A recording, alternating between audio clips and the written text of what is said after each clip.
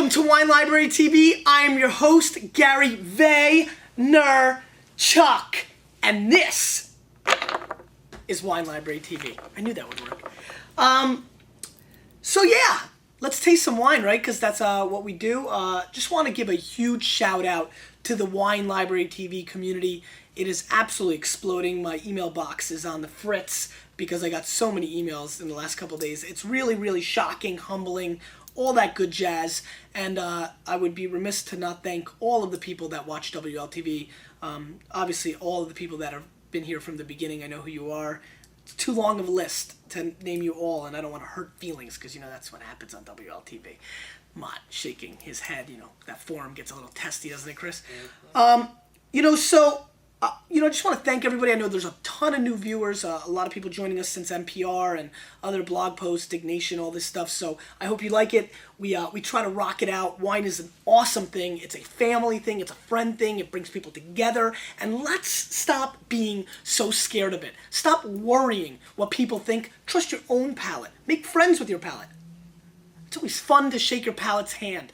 Do that once in a while. Embrace it, and it's your own. You don't walk around bashfully or sad because you like pizza with anchovies on it. So don't do the same if you like over-oaked Chardonnays. Even if the oak monster is accompanying you, embrace the oak monster and have a good time. Give it a little lullaby. Let it go to sleep. So we've got 4 wines today. A little weird, kind of no theme oriented. I've been bombarded by Rudy Schultz Syrah requests by like 5 different people, so I'm not sure if all of you got together and decided to coup d'etat my little butt. I didn't want to say the word, because I've been cursing a little bit lately. Anyway, but I'm here and I'm gonna do it. And also just found a couple other wines that have gotten big scores that are under $20 that I think is another thing a lot of people have been screaming for. They love episodes like yesterday, but they're so out of people's price range. I can totally attest to that. I appreciate it. And so we've got some good value, good scored wines here, and I'm looking forward to trying that. Let me throw something pretty cool at you.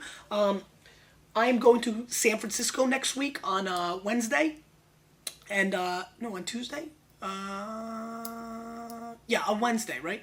On Wednesday. And I'm going in I'm taking an 8:30 flight out of JFK, and I'm taking the red eye back. I've got a cool little internet thing I'm doing out there. And so, that's going to be nuts. So, in my place, we are going to show you the 1 hour and 20-minute episode of Wine Library TV Goes to Bordeaux. You've been waiting for it. It's coming out. Good timing with tomorrow's Wine Advocate coming out, I believe, is going to really revolutionize the pricings of the 2005 Bordeaux campaign. So it should be very interesting here from a business standpoint in the next couple days as everybody runs around and scatters to get their 2005 Bordeaux's. Now, let's focus on the wines we're doing today. So enjoy that. Look forward to that next week. We're going to start with the 2006 Kim Crawford Sauvignon Blanc from New Zealand, $13 US, 92 points. Wine Spectator, 92 point Spectator for 13 clams, and that is an absolutely, positively screaming value. I'm dying to try it. The Cork country is really excited about it. They're all pumped up, and I'm really, really enthusiastic to try this. Now, I got to tell you, the color is extremely light. Even light for a New Zealand Sauvignon Blanc, so that is an interesting first little tidbit. Very grassy. I mean, extremely grassy. Wet grass. I'm getting a very interesting, freshly cut lawn, but with morning dew in the summer. 8:20 in the morning, Edison, New Jersey, circa 1987, and that means we're doing the Olympics. I used to have a cool crew in Edison, New Jersey, and the reason I'm throwing this out is Wine Library TV has brought something very special. Not only all this new family that you've all become to me, but some old family have rekindled friendships with me. Some of my best friends from Edison, New Jersey in the mid-'80s have found me because of Wine Library TV. Huge shout out to Eric Godfrey and Andy Greco. It is awesome getting together with them very soon. I've talked on the phone and email and talk about how cool that is. And so this wine actually reminds me of a little circa 86, waking up at 8 o'clock every morning. And what are we going to do that day? Everybody wanted to play. What did I want to do? Car wash. Because it brought the cheddar, and I like the cheddar, especially when I was 8 years old. So let's give this a whirl. Again, extremely grassy with dewness that I just talked about. Not getting as much cat pee as I do with a lot of New Zealand Sauvignon Blancs, but a very, very vibrant, bright nose. Very, very lawn-driven tones. I'm also getting a little bit of an insect. Let's go with what I'm going to go with here is a beetle. I don't know if you've ever eaten... No. Ladybug. I don't know if any of you have ever consumed a ladybug. Anyway, it definitely has a very grassy, tart, kind of insecty kind of flavor profile, and this wine definitely has it on the nose. You know, I get the grassiness, but I'm also getting a little bit of that ladybug on the nose, which is quite intriguing. Let's give it a whirl.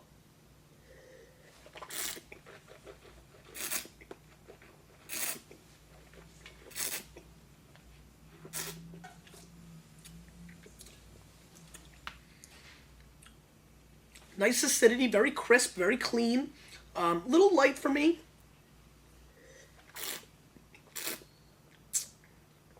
Nice hint of grapefruit, which I like quite a bit. Quite a bit of grapefruit. And not the pink grapefruit here. And not over sugarified. Real, good old-fashioned, take the grapefruit and drink it. That's what this tastes like. I like this wine. It's nice. It's very creamy and crisp. I did a little creamy. It's got a nice creaminess to it, even though it's Sauvignon Blanc, which I quite enjoy. 92 points is definitely too high for me. I think this is an 89 plus. It's on the cusp of 90 points. The heat is bothering me a little bit. That doesn't give me the ability to go all the way with it.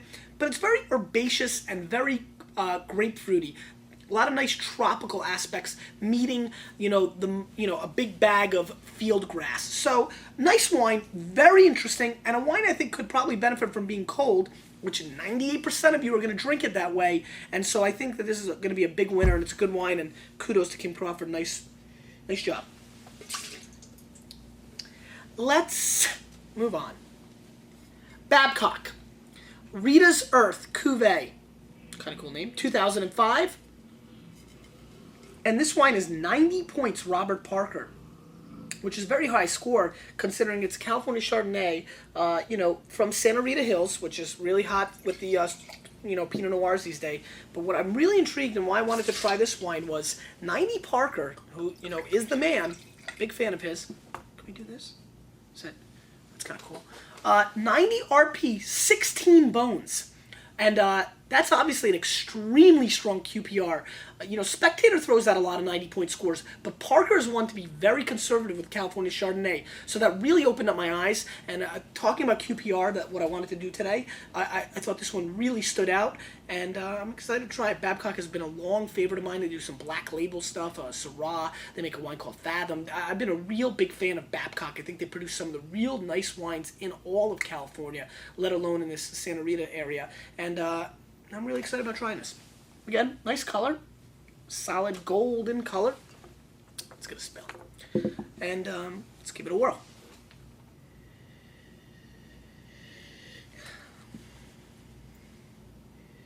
Before I go any further on this closed-nosed white wine that's in front of me, I want to give a huge shout-out, because, that's what I do now. I'm like a disc jockey. It's fun, kind of. But this one is real special, because this guy is really...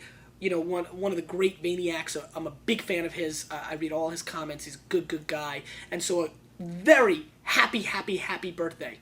Big birthday for my mom tomorrow. Pretty cool. And Lizzie's is on Sunday, the 3rd and the 6th. It's a very busy week for me. Big birthday shout out to Dave Canada. Now, even though he's a Raptors fan, he's a pretty good dude. And I just want to raise my glass and wish you a tremendous, phenomenal, and exceptional birthday. With a hint of tears from the Raptors getting knocked out by the New Jersey Nets. I'm a Knicks fan, so I don't even care, really. Let's give it a whirl. Okay, tight, like I was saying, a little creaminess. I'm getting a little oak. I'm getting a little roasted marshmallow on the nose as well, which is quite intriguing and interesting. But finish is a little bit awkward. The butter is kind of like, almost like burnt butter, if it makes any sense in a pan. It's kind of weird. Let's give it a whirl.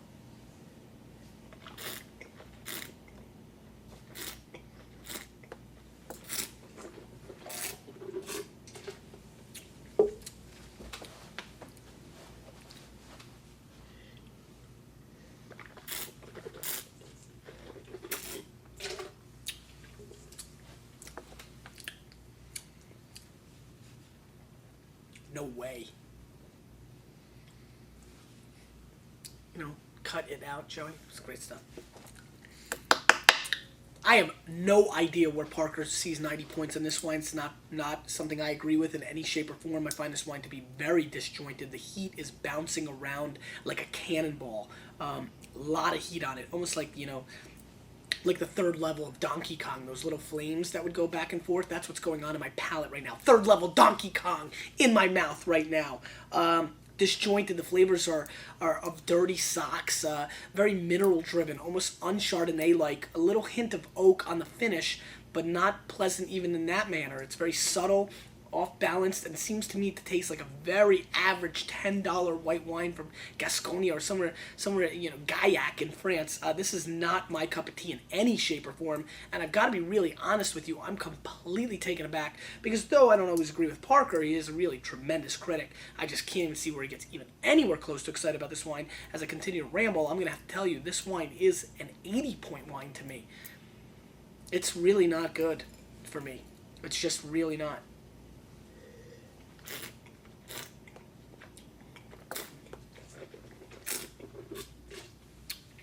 There's like a shot of fresh dill right away, which is not bad. But the body's extremely... I said my piece. 80 points. And again, 80 points is not horrible, but as you can see, it's not, you know, 80 points is not when you're expecting a really good wine and 16 bucks. And I don't know. Domaine La Garrigue, 2005, Cuvée Romaine, Cote de Rhone, 10 US dollars, 91 points. Robert Parker. I mean, if this is kicking, this will be really one of the great buys of the year. I mean, 91 points Parker, 10 bones, 10 schmackers. I mean, that is nothing in today's wine world, especially for a nice Cote de Rhone. People have been asking for a Cote de Rhone. Just got an email yesterday. There's your Cote de Rhone. And let's give this a whirl. I'm really enthusiastic about trying this. I really like the color. Nice. Really interesting nose, coming through with a very heavy dose of basil, which is quite interesting. Little hints of cinnamon as well, and little like brown sugar, kind of very much desserty on the nose that way. Yeah, I'm also getting a little hint of like paint remover. Now don't get crazy, it's a subtle smell. It's much more basil than anything else. Hints of cinnamon. Getting a little brown sugar, getting really... On the finish, I'm getting a little bit of paint remover, which is obviously controversial, but I don't mind it. Very aromatic, bringing a lot of nose to the table. I'm talking big schnoz to the table. I appreciate that, especially for a $10 wine. Let's give it a whirl.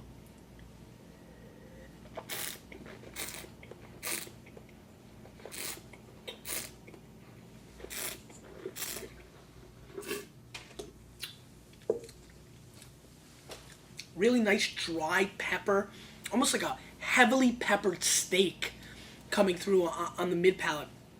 Really beautiful cherries surrounding my entire palate. Nice lush licorice. Great complexity. Hints of white pepper on the finish. Really nice, actually.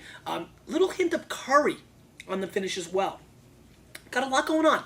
Tends to be a little New World in the mouthfeel. Very vibrant, very young, very fresh, very, you know, dancing with the stars going on. Nice wine.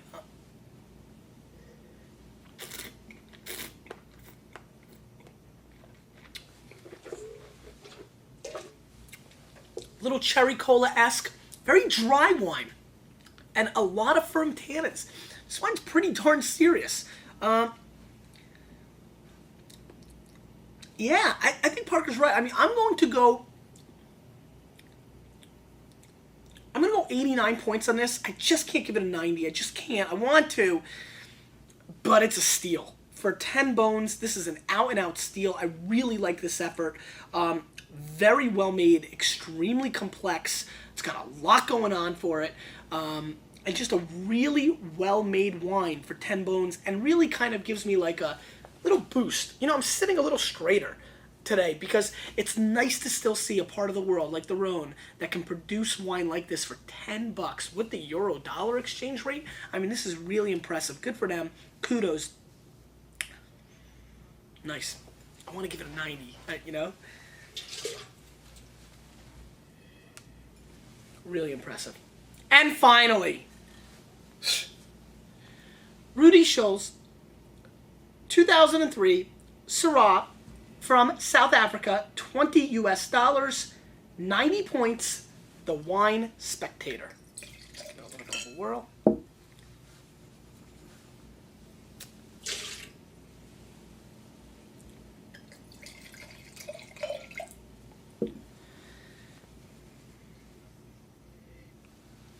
So I'm going to ask you the question of the day now, because I've been dying to ask this question. It's going to be a lot of fun. My question to you today is multiple choice. Are you A, a sneezer, or B, a hermit? Can you answer that for me? Can all the lurker, or are you C, a lurker? Ooh, I like that. Are you A, sneezer, B, a hermit, or C, a lurker? Please answer that today. It'd be a great time for you to come out, lurker. Come here, little lurker. Come here. Want a little sip? To explain about Wine Library TV. So, what do I mean by this? A sneezer. Are you the kind of person, did you find Wine Library TV, like it, or kind of like it, or think, oh, that guy's pretty cool, or what a whack job that guy is, and then sneeze it. Tell all your friends about it. Bulk emails, links, IM, or are you a hermit, like Eric? Never tells me any of the good stuff. You know, you found Wine Library TV, and you're keeping the show, me, to yourself, and nobody knows about it, because you want to amass a good 100 episodes, and you want people to find out and say, hey, check this out, and you want to say, been on it for years. Or C, are you a lurker? One that comes here and sucks the blood out of me like a vampire. All this free content that I've given you, my love, my heart and soul, every piece of my fabric of my life, and haven't given me anything. Not a peep, not a hello, not a comment, not a anything. Which one are you? I'd love to hear it. And if you're a sneezer, tell us a little bit about how you spread the WLTV love. Okay, back to the Rudy Schultz. Really, really dark color. Beautiful dark licorice, blackcurrant nose. Very jammy. Makes me definitely think of like a jam or a jelly. Very deep and rich. Big nose. Very explosive. Very New World on the nose.